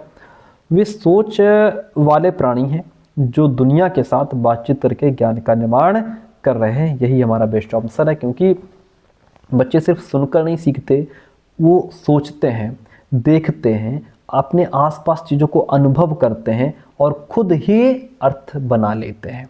ये हमारा जो है कंस्ट्रक्टिविज्म यानी कि निर्माणवादी सिद्धांत है, जहाँ जो है बालक ज्ञान का निर्माण खुद कर रहा है, बच्चा एक्टिव लर्नर है। ठीक है, इसलिए ऑप्शन सी राइट हो जाएगा। ऐसा नहीं वो अतार्किक या अतर्कहीन है, गलत हो गया। 26 नंबर क्वेश्चन आपके सामने, बहुत बढ़िया। क्वेश्चन क्या कहता है समझिएगा, जब कोई विद्यार्थी किसी समस्या को एक ही तरीके से निरूपित करने पर अटक जाता है तब वो क्या कहलाता है। इस प्रश्न का आंसर देने वाले को उचित इनाम दिया जाएगा। पश्चिगामी युक्ति का संचालन है, कार्यात्मक स्थिरता है, अनुक्रिया समुच्चय है या अनुरूपी चिंतन है। बताइए इसका राइट आंसर आप बता दीजिए, हिम्मत है तो बता दीजिए क्या होगा इसका राइट आंसर। आपने पढ़ा है, सीखा है तो बताइए। देखिए समझाता हूँ, कमेंट बॉक्स में आंसर लिखिए इसका, लिखिए 26 का ये आंसर राइट है। लिखिए फटाफट लिखिए भाई, देखता हूँ कौन कौन राइट आंसर इसका दे देता है। नकल नहीं करना, किसी की नकल नहीं करना, आपके मन में जो आया वही लिखिए। देखिए वर्किंग बैकवर्ड स्ट्रेटजी ये नहीं होगा। पश्चिगामी युक्ति का संचालन, पश्चिगामी युक्ति का संचालन का मतलब होता है कि समस्या का समाधान शुरू से नहीं बल्कि पीछे से शुरू कर रहे हो। ये जो है कि समस्या जो है उसका समाधान आप बिल्कुल स्टार्टिंग से नहीं, भाई ये आप यहाँ पे आपकी समस्या खड़ी है, यहाँ से शुरू नहीं, मतलब समस्या को, ये समस्या है तो इसको हल करने के लिए आप इधर से चलोगे और पूरा प्रोसेस फॉलो करोगे तब तो समस्या समाधान होगा। लेकिन पश्चिगामी युक्ति का संचालन कहता है कि आप समस्या को उल्टा हल करते हो, एंड से स्टार्टिंग में आते हो। ये होता है पश्चिगामी युक्ति का संचालन, यानी अंतिम लक्ष्य से पीछे की ओर सोचते हुए खोजा जाए। मतलब पहले एंड का रिजल्ट सोचो, कोई भी समस्या है उसका आखिरी का रिजल्ट क्या होगा पहले वो सोचो, फिर स्टेप बाय स्टेप पीछे चल करके आप शुरुआत में आओ। अब इसका एक सरल उदाहरण बताऊं कि घर से स्कूल तक जाने का रास्ता याद नहीं लेकिन स्कूल से घर का रास्ता पता है। घर से स्कूल का नहीं पता लेकिन स्कूल से घर का पता है, वो होता है वर्किंग बैकवर्ड स्ट्रेटजी, जो कि यहाँ पे गलत है। अच्छा, अब इसमें बहुत सारे विद्यार्थी इसमें कंफ्यूज हुए होंगे कि ये फंक्शनल फिक्सनेस है या रिस्पॉन्स सेट है। इसी में गलती की होगी आपने। प्रश्न के अकॉर्डिंग आंसर हमारा रिस्पॉन्स सेट सही है। अब मैं अलग अलग आपको समझाता हूँ। अनुक्रिया समुच्चय का मतलब होता है कि बार बार आप एक ही स्ट्रेटजी फॉलो कर रहे हो, जो कि क्वेश्चन भी कह रहा है कि किसी समस्या को एक ही तरीके से आप हल करने पर अटक गए हो, एक ही रणनीति आप प्रयोग कर रहे हो, चाहे जैसी समस्या आ जाए, कोई प्रॉब्लम खड़ी हो जाए, आपका तरीका नहीं बदल रहा। हर समस्या को एक ही तरीके से हल करने पर आप तुले हुए हो, वो है रिस्पॉन्स सेट। अनुक्रिया समुच्चय मतलब सवाल कोई भी हो उसे एक ही तरीके से हल करते जा रहे हो, सभी क्वेश्चंस में एक ही फॉर्मूला लगाते जा रहे हो, वो है रिस्पॉन्स सेट। यानी कि आप अटक गए हो किस पर, way of representing a problem it, यानी कि ऑन वन वे, केवल एक ही तरीके से हल करते जा रहे हो, वो होता है रिस्पॉन्स सेट। आप समझिए फंक्शनल फिक्सनेस क्या होता है। जब आप किसी भी वस्तु को नए उपयोग में नहीं सोच पाते, किसी भी चीज को, किसी भी वस्तु का आप नया प्रयोग नहीं सोच पाते, आपने मान लिया कि हथौड़ा सिर्फ कील ठोकने के काम में आता है, उसका कोई दूसरा उपयोग नहीं है, और कील आपकी रखी है ठोकने को है, पास में पत्थर बड़ा पड़ा है उससे भी कील ठुक जाएगी, लेकिन आपको हथौड़ा नहीं मिल रहा तो आप हथौड़ा यानी कि कील नहीं ठोक पा रहे हो, क्योंकि आपके दिमाग में बस गया है कि ये कील सिर्फ और सिर्फ हथौड़े से ही ठुकेगी। जबकि अच्छा, हथौड़ा जो है उसका कई यूज होते हैं भाई, और आपने मान रखा कि सिर्फ कील ठोकने के काम में आता है, उसका कोई दूसरा उपयोग नहीं है। जबकि हथौड़ा से कुछ तोड़ना हो, जोड़ना हो, किसी चीज़ को फिट करना हो, कई तरीके से हथौड़े का प्रयोग होता है, लेकिन यहाँ पे बालक उसका सिर्फ एक ही प्रयोग जानता है, नए तरीके से सोच ही नहीं सकता, वो होता है फंक्शनल फिक्सनेस। आई बात समझ में? प्रश्न के अकॉर्डिंग हम जाएंगे ऑप्शन नंबर सी के साथ में। एनालॉजिकल थिंकिंग का मतलब होता है कि समस्या का क्या कहते हैं उसको, एनालॉजिकल थिंकिंग का मतलब होता है कि जब हम किसी एक सिचुएशन को किसी दूसरी उसी तरीके की सिचुएशन से जोड़ करके उसका सॉल्यूशन निकाल लेते हैं। यानी आज जो सवाल लगा रहे हो वो सवाल पहले के सवाल जो लगाया था उससे मिला करके फिर आज का सवाल हल कर रहे हो कि ये सवाल वैसे ही लेगा जैसा हमने पहले लगाया था, वो होता है एनालॉजिकल थिंकिंग। प्रश्न के अकॉर्डिंग हम जाएंगे ऑप्शन नंबर सी के साथ में। बढ़िया, टाइम लग गया इस क्वेश्चन में। अगला प्रश्न, बहुत बढ़िया क्वेश्चन, क्या कहता है प्रश्न बताइए भाई, फटाफट बताइएगा। समस्या समाधान पढ़ाते समय, यानी कि आप क्या पढ़ा रहे हो, प्रॉब्लम सॉल्विंग पढ़ा रहे हो। टीचर्स को चाहिए कि वे बच्चों को अपनी सोच के बारे में सोचने और सीखने के तरीकों पर ध्यान केंद्रित करने के लिए हतोत्साहित करें। कहाँ, अरे भैया गलत है, नहीं नहीं नहीं, बिल्कुल गलत है। हतोत्साहित नहीं करेंगे सर, प्रोत्साहित करेंगे। क्या करेंगे, प्रोत्साहित करेंगे, बच्चों को इनकरेज करेंगे कि बच्चे क्या करें, अपनी सोच के बारे में सोचें, यानी कि बच्चे के अंदर मेटाकॉग्निशन होना चाहिए। कहने का मतलब है कि बच्चा अपनी सोच के बारे में सोचे, अपनी क्षमता को पहचाने, अपनी कमजोरी को पहचाने, ये समझ पाए कि किस स्ट्रेटजी से मैं बेहतर सीखता हूँ, किस सब्जेक्ट पर मेरी पकड़ अच्छी है ना, किस प्लान से मैं बेहतर सीख सकता हूँ। ये तरीका बच्चे के अंदर, इसके लिए हम प्रोत्साहित करेंगे, है ना। और सीखने के तरीके पर ध्यान दें कि मैं किस तरीके से बढ़िया से सीख सकता हूँ। ओरल सीख सकता हूँ, डायग्राम से सीख सकता हूँ, एक्टिविटी करके सीखूंगा, प्रोजेक्ट से सीखूंगा, इस पर ध्यान केंद्रित करना चाहिए। इसके लिए हमें बच्चों को प्रोत्साहित करेंगे, हम हतोत्साहित नहीं करेंगे। संज्ञानात्मक क्षमताओं का विकास समस्या समाधान में बाधा डालता है। अरे नहीं भैया, जब बच्चे का संज्ञानात्मक क्षमताओं का विकास हो जाएगा ना, तो समस्याएं चुटकियों में हल हो जाएंगी, चुटकियों में। ये भी गलत कह रहे हो। संज्ञानात्मक क्षमताओं का विकास का मतलब क्या होता है, बच्चे की सोचने की, समझने की, याद रखने की, समस्याएं हल करने की और तर्क करने की और डिसीजंस लेने की क्षमता धीरे धीरे बढ़ना ही तो संज्ञानात्मक क्षमताओं का विकास है।